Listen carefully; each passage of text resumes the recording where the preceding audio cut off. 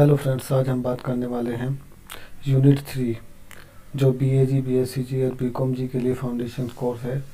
उसमें जो है पीएचडीएई जो हिंदी का सब्जेक्ट है 182 उसकी यूनिट 3 के बारे में बात कर रहे हैं।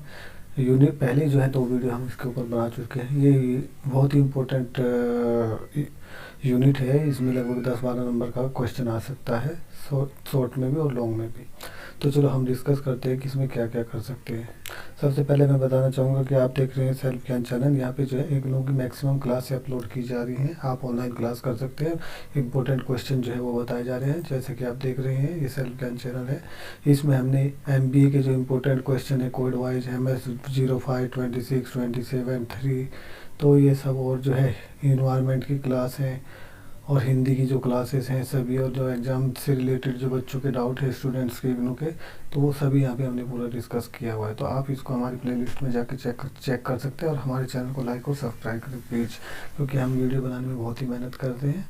तो जैसा कि मैं आपको बता रहा हूँ कि ये पूरी यूनिट को मैंने पहले कई बार पढ़ा और उसके बाद मैं आपको ये इंपॉर्टेंट क्वेश्चन बता रहा हूँ। तो चलो शुरू करते हैं। सबसे पहले मैं बताना चाहूँगा कि इस यूनिट में हम जानेंगे स्वर के बारे में जानेंगे। पहले हम पढ़ चुके स्वर और व्यंजन के बारे में, लेकिन यहाँ पे स्वर का वर्गीकरण और उसके मूल स्वरों के बारे में हम जानेंगे। स्वर व्यंजन पहले पढ़ चुके हैं। व्यंजनों का उच्चारण जो है ध्वनि की सहायता से किया जाता है। तो प्रस्तावना में हमें सिर्फ यही बताया गया है कि व्यंजन का जो उच्चारण है वो स्वर का जो उच्चारण है, व्यंजनों का उच्चारण तो स्वर की सहायता से किया जाता है, और स्वर का जो उच्चारण है वो इंडिपेंडेंट है, वो खुद किया जाता है, उसके लिए किसी की सहायता की जरूरत नहीं है। दोनों में ये डिफरेंस है, ठीक है। तो स्वर की परिभाषा में ये देखो, स्वर उन ध्वनियों को कहते हैं जो स्वयं उच्चारित होती हैं। इसके विपरीत व्यंजन उन ध्वनियों को कहते हैं जो स्वर की सहायता से उच्चारित की जाती है, ठीक है। तो आप मेन जो इनके बीच में जो डिफरेंस है वो पता चल गया होगा। और जो बिल्कुल स्मूथ बोला जाता है बिना किसी रुकावट के, तो वो होता है स्वर, जैसे ए, आ, ई, ऊ। तो इसमें कोई रुकावट नहीं आती है बोलने में, हमारे गले से सीधी हवा बाहर निकल जाती है। लेकिन जब व्यंजन बोलते हैं कै, खे, गे, तो थोड़ा वो अटक के आती है। तो व्यंजन में हवा जो है वो अटक के आती है, और जो स्वर होते हैं वो डायरेक्टली, उसमें कोई रुकावट नहीं आती है बोलने में। ये दोनों में डिफरेंस है।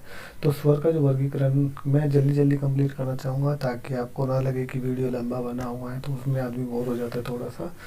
तो स्वर का जो वर्गीकरण है वो इसमें बताया गया है। ये थोड़ा सा हार्ड लैंग्वेज में बताया गया है। जीभ की क्या सिचुएशन होनी चाहिए स्वर के अंदर, आगे का हिस्सा, मध्य का हिस्सा, पश्चात हिस्सा, इतनी 2-3 चीज़ें रट लेनी है आपको। अगर भाग, मध्य भाग और पश्चात भाग, जब किसी चीज़ के बारे में पूछेगा तो जीभ की अगली स्थिति ये रहती है, मध्य की स्थिति ऐसी रहती है, पीछे की स्थिति जीभ की ये रहती है। तो आप उसमें बता सकते हैं। होठों की स्थिति जैसे ए, आ, ई, ऊ, ए, इसमें कैसे रहती है, और ऊ, ओ में किस प्रकार से रहती है, ठीक है। तो ये वृत्तमुखी स्वर कहा जाता है इनको, ठीक है। ये वाले जो है वृत्तमुखी स्वर। मात्रा, तो किचुए मात्राएं होती है। मात्रा के आधार पे जो है इसके स्वर को 2 भागों में बांटा गया है, ह्रस्व और दीर्घ स्वर, ठीक है। कोई की स्थिति के बारे में थोड़ा बता सकते हैं। इसमें आपकी ज़्यादा इतना टेंशन लेने वाली बात नहीं है। जो इसमें जो इम्पोर्टेंट बात है, उच्चारण का स्थान क्या क्या है, इसमें भी आपको कुछ चीज़ें ध्यान रखनी होंगी। जैसे जब ए का उच्चारण करता है तो किस टाइप से रहती है हमारी जीभ, किस टाइप से रहती है। अर्धव्रत मध्य स्वर है, इसका उच्चारण जीभ के मध्य भाग से लिया जाता है, और होंठ थोड़े से खुले रहते हैं। इस तरीके से हिंदी थोड़ी टिपिकल है, आपको लग रहा होगा ऐसी है। विव्रत पाश्च स्वर है, ठीक है। इसमें ऐसे थोड़ा सा मिलता जुलता है। इसमें जीभ का जो और होठों को चारों तरफ फैला के बोला जाता है, ठीक है। तो इसमें थोड़ा घबराने की बात नहीं। कुछ वर्ड आपको याद रखने हैं कि जीभ का हिस्सा कैसा रहेगा, होठों का कैसा रहेगा। आ जैसे अंग्रेजी भाषा में होता है आ, तो उससे लिया गया है। Doctor, office, cotton. तो इसमें अर्ध विवृत दीर्घ पाश्च स्वर है। तो इसकी वजह जो ये जो वर्ड यूज हुए वो आगे बताए जाएंगे। तो आप इसको इतना कठिन लग रहा है तो आप थोड़ा स्किप कर सकते हैं, ऐसा कोई वो नहीं है। ई में जीभ का कौन सा हिस्सा उठा रहता है, होठ खुले रहते हैं। ये दीर्घ है, बड़ा सा बोलना पड़ता है। जो ये छोटा रहता है, ये थोड़ा बड़ा बोलना पड़ता है। ई, तो ऊ और ऊ ये भी दीर्घ स्वर है ये। ठीक है। तो इस तरीके से ये हर एक स्वर के बारे में छोटा थोड़ा, जीभ का हिस्सा कैसा रहता है, होठ का हिस्सा कैसा रहता है, और कौवा का हिस्सा कैसा रहता है, ये आपको बताना है। लिख सकते हैं आप, थोड़ा अंदाज़ा लगा के भी लिख सकते हैं कि स्वर थोड़ा बड़ा हो रहा है, छोटा हो रहा है, होठ थोड़े खुले है, बंद है, इसमें जीभ का अगला हिस्सा यूज होता है, इसमें जीभ का पिछला हिस्सा यूज होता है। आप, मैं ज़्यादा समझाना नहीं चाहूँगा, आपको उसको छोड़ना नहीं है। अगर आता है तो उसमें कुछ ना कुछ लिखना है। आप इनडायरेक्टली समझ जाओ मैं क्या कहना चाहता हूँ, मतलब छोड़ना नहीं है, जो भी आपको ध्यान आ रहा है उसमें लिख देना है। अब चलते हैं, ये इम्पोर्टेंट क्वेश्चन है, इसके अंदर स्वरों के प्रकार बताइए। जो स्वर हैं, आपको मैंने बताया था कि 11 स्वर हैं, उनके आधार पर जो है स्वरों को 3 भागों में बांटा गया है, ह्रस्व स्वर, दीर्घ स्वर और संयुक्त स्वर। अब हर्ष स्वर के बारे में बात बताना चाहूँगा। हर्ष जो स्वर हैं, ये इनमें जो है मूल स्वर भी कहते हैं इसको, इसमें समय जो है बोलने में कम लगता है, जैसे ए, ई, ऊ, री से ऋषि जो होता है, तो ये शॉर्ट होते हैं, छोटे होते हैं, तो इनमें बोलने में समय कम लगता है, और ये अक्षर निर्माण करने में स्वतंत्र है, इनसे मिलकर अक्षर बनते हैं। ठीक है, तो ये हो गया हर्ष स्वर के बारे में, जैसे मतलब इनमें समय कम लगता है। ये देखो मेरे अनुसार उच्चारण में मुख्य विवर्त थोड़ा बहुत सदैव विवर्त रहता है, नवल साजिका से आती है, वायु बिना किसी रुकावट के सीधा बाहर निकल जाती है। ठीक है, ये चारों स्वर हो गए। दीर्घ स्वर में है, ये इनका जो बड़ा फॉर्म है ए, ई, ऊ, ए, ये देखना ए ओ, ये इसमें ए और ओ नीचे वाले में भी आएगा, तो दीर्घ, और उसमें दीर्घ और संयुक्त स्वर में भी आएगा। तो दीर्घ स्वर में ही 4 स्वर है। इनमें जो बड़ी वाली मात्राएं होती है, जिसमें थोड़ा सा बोलने में टाइम ज़्यादा लगता है, ये होते हैं दीर्घ स्वर। ठीक है, दोनों 2 स्वरों के योग से ये बनते हैं। कौन से स्वर के योग से बनते हैं? जैसे अभी यहाँ पे देखो, 2 स्वर कौन कौन से हो गया, ए और ई मिलके ए बनते हैं, ए, आ और ए मिलके ए बनते हैं, ए और ओ मिलके ओ बनते हैं, ए और ओ मिलके औ बनते हैं, तो ये 2 स्वर मिलके तीसरा बना रहा है, तो ये क्या होगी, दीर्घ स्वर बोलते हैं। दीर्घ स्वर समझ गए, 2 स्वरों के योग से बनते हैं, बोलने में थोड़ा ज़्यादा समय लगता है। ये 2 बातें इसमें बतानी है।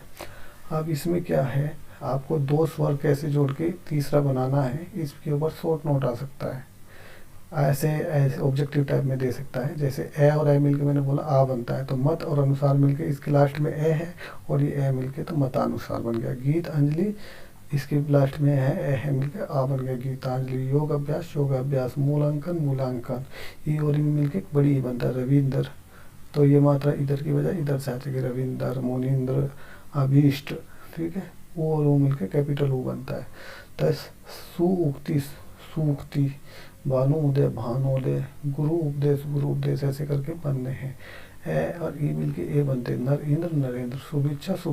ठीक है, आ और ऊ मिलके ओ बनते, परोपकार, ओ की मात्रा हो जाएगी परोपकार, लोकोक्ति। ठीक है, आ, ए और ओ मिलके ओ बनते, जलोद, दंतोष्ठ, परम ओज, परमोज, ए और ओ मिलके बड़ा ओ की औरत बनती है, तो महाऔषध, महोषध, महाऔदार्य, महोदार्य, ऐसे बनता है। ठीक है, तो ये 2 वर्डों को जोड़ के बनता है, इसमें ज़्यादा टेंशन लेने की जरूरत नहीं है। अब आगे संयुक्ताक्षर। संयुक्ताक्षर में भी जो है सिर्फ 2 ही वर्ड होते हैं, मैंने बताया था, ऊपर भी आते हैं ए और ओ, इनको संयुक्ताक्षर बोलते हैं। ये 2 वर्ड को मिलके बनते हैं, ये दोनों में काउंट होते हैं, दीर्घ में भी और संयुक्ताक्षर में भी। बस ये बात ध्यान रखने वाली है। ठीक है, जैसे कैसा, पैसा, बैल, कोआ, पोआ, भैया, मैया, रुपया। ठीक है, 2 रह गई है। तो पहले ही जब धीरे धीरे हिंदी भाषा का उद्भव होता गया, पहले ये 4 थे, 4 के बाद अब 2 हो गए। ठीक है, इस बात को आप लिख सकते हो। उसके बाद हो गया मूल स्वर। मूल स्वर जो है मैंने बताया, मूल स्वर के बारे में क्या है, ये है मूल स्वर, ए, आ, ऐसे स्वर हैं। ठीक है, ये जो इसका विवरण है, इसके जब स्वर लिखते हैं तो व्यंजन के साथ जब लिखते हैं तो सिर्फ पूरा स्वर नहीं लिखते, उसकी सिर्फ मात्रा बन जाती है। अगर ए लिखना है तो ये डंडा, आ है तो ये इसकी मात्रा लिखी जाएगी, पूरा आ नहीं लिखा जाएगा। ई है तो ये इधर से मात्रा दे देंगे व्यंजन के ऊपर, लेकिन वो पूरा नहीं लिखा जाएगा। तो सभी की मात्रा आपको पता ही है, ए, आ, ई, ऊ की।